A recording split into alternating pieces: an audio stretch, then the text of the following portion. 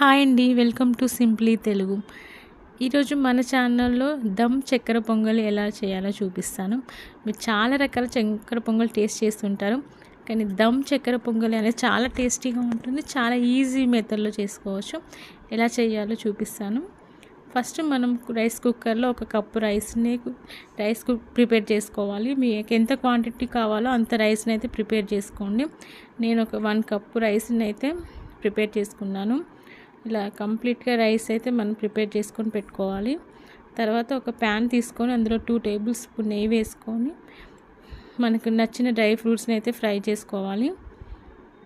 కొంచెం గ్యాస్ లో ఫ్లేమ్లో పెట్టుకొని కొంచెం గోల్డెన్ బ్రౌన్ కలర్లో వచ్చేంత వరకు మనం ఫ్రై చేసుకుందాము. నిదానంగా ఇలా ఫ్రై చేసుకోవాలి. ఇలా గోల్డెన్ బ్రౌన్ కలర్ వచ్చిన తర్వాత మనం పక్కన ఒక బౌల్లోకి షిఫ్ట్ చేసుకుందాము. ఇలా షిఫ్ట్ చేసుకున్న తర్వాత మళ్ళీ అదే ప్యాన్లో కొంచెం మన కప్పు రైస్ తీసుకుంటే 1/2 కప్పు షుగర్ని అయితే యాడ్ చేసుకోవాలి. దీనికి కొంచెం మీరు షుగర్ ఎక్కువ కావాలి అనుకుంటే కొంచెం ఎక్కువ యాడ్ చేసుకోవచ్చు. ఇలా కొంచెం షుగర్ని కంప్లీట్గా కొంచెం అలా ఫ్రై చేసుకోవాలి. తర్వాత ఒక 1/2 గ్లాస్ వాటర్ని అయితే యాడ్ చేసుకోవాలి. షుగర్ మొత్తం మెల్ట్ అయ్యేలాగా కలుపుతూ ఉండాలి. ఇలా షుగర్ని అంతా కలుపుతూ ఉండాలి. ఎక్కువ షుగర్ మొత్తం మెల్ట్ అయ్యేంత వరకు ఒక 2 మినిట్స్ అలా టైం పడుతుంది. ఇలా షుగర్ సిరప్ ఏంటి అంటే అంటే తీగ పాకం వచ్చేలాగా మనం ప్రిపేర్ చేసుకోవాలి. అలా తీగ పాకం వస్తేనే పర్ఫెక్ట్గా కంప్లీట్గా అయినట్టు అనమాట షుగర్ సిరప్ అనేది. కొంచెం తీగ పాకం రాగానే కొంచెం ఒక 2-3 ఇలాచీ అనేది యాడ్ చేసుకోవాలి. ఇలా యాడ్ చేసుకొని ఒక 2 మినిట్స్ అలా కలుపుకొని మనం ప్రిపేర్ చేసుకున్న రైస్ని అందులో యాడ్ చేసుకోవాలి. ఈ షుగర్ సిరప్ అంతా రైస్కి అంతా అబ్జర్వ్ చేసేలాగా కలుపుతూ ఉండాలి. మనం నిదానంగా గ్యాస్ లో ఫ్లేమ్లో పెట్టుకొని నిదానంగా కలుపుతూ ఉండాలి. షుగర్ సిరప్ మొత్తం రైస్ని అబ్జర్వ్ చేసుకునేలాగా కొంచెం కలుపుతూ ఉండాలి నిదానంగా. అలా 1 మినిట్ అలా మనం కలుపుతూ ఉండాలి.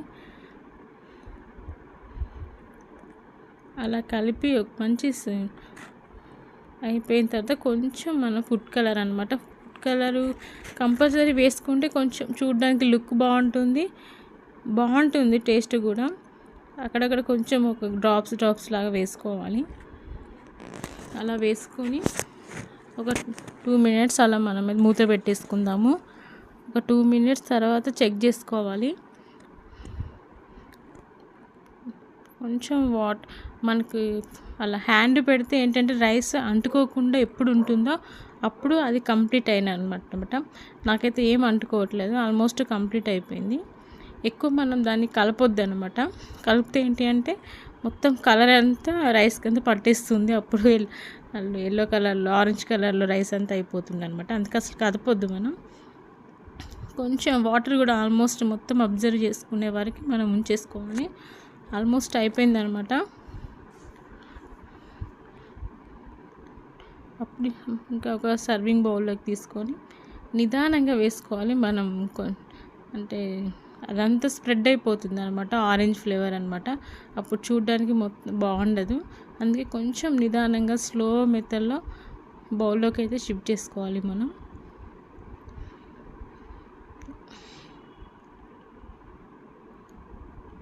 కొంచెం లోపల అంతా వైట్ రైస్ ఉంటుంది, పైన కొంచెం ఆరెంజ్ ఫ్లేవర్, చాలా బాగుంటుంది. ఎప్పుడు దమ్ చికెన్ బిర్యానీ అవే తింటుంటాము, కానీ దమ్ చక్కెర పొంగల్ అనేది చాలా టేస్టీగా ఉంటుంది. మనం ఫ్రై చేసుకున్న డ్రై ఫ్రూట్స్ మొత్తం అందులో యాడ్ చేసుకోవాలి నెయ్యితో సహా. అంతే, ఆల్మోస్ట్ అయిపోయింది. మీరు కూడా ట్రై చేయండి. ఎలా ఉందో నాకు కామెంట్లో చెప్పండి. Thanks for watching.